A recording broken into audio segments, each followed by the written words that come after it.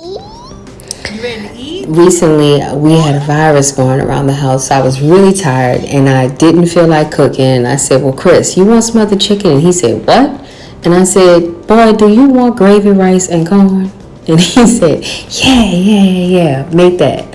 So here it goes. We're going to quickly sear the chicken so we can lock some of the flavor into the meat of the seasoning and also add some of the juices from the chicken into the oil, because normally what happens with smothered chicken, it's on the bone, so that bone gives so much flavor. So we're going to replace that by leaving the drippings in. Now, this process is going to expedite the browning of the roux really fast because you have bits in there and they're going to start browning darker than the roux. Now, what you're going to do is you're going to bring it down to a good medium heat, and you notice already, like, wait, I just added the flour, but it's already turning brown. That's because of the drippings.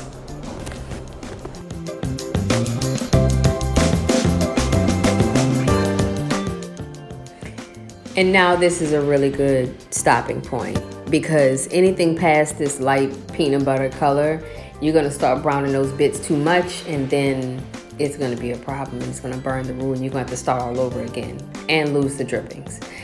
Now, adding the water in, it looks thin at first and you're like, oh my God, is it ever going to thicken? This recipe is wrong. It lied. Yeah, give it a few minutes. It just needs to heat up.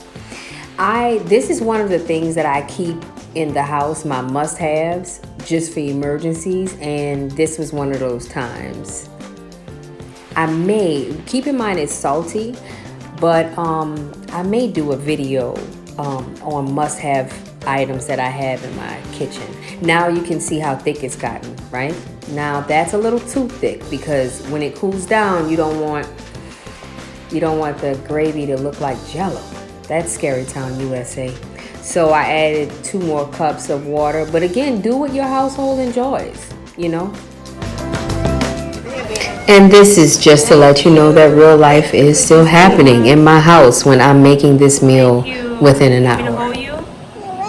Okay. Garlic paste is another thing that I just have to have in the kitchen if I'm running late or I don't feel like working too hard. Now the chicken is going to cook in about 20-25 minutes. And we're done. This was an hour that it took to do it. Prep and prepare all of that stuff. And it'll probably happen faster for you because you're not recording.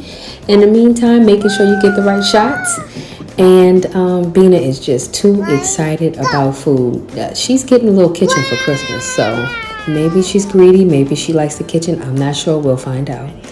But thank you for tuning in. Remember, bring your gravy to your liking of your household.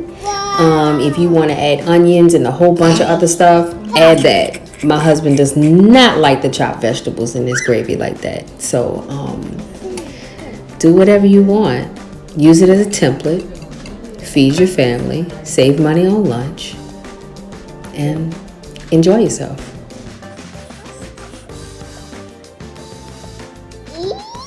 You ready to eat? Yeah.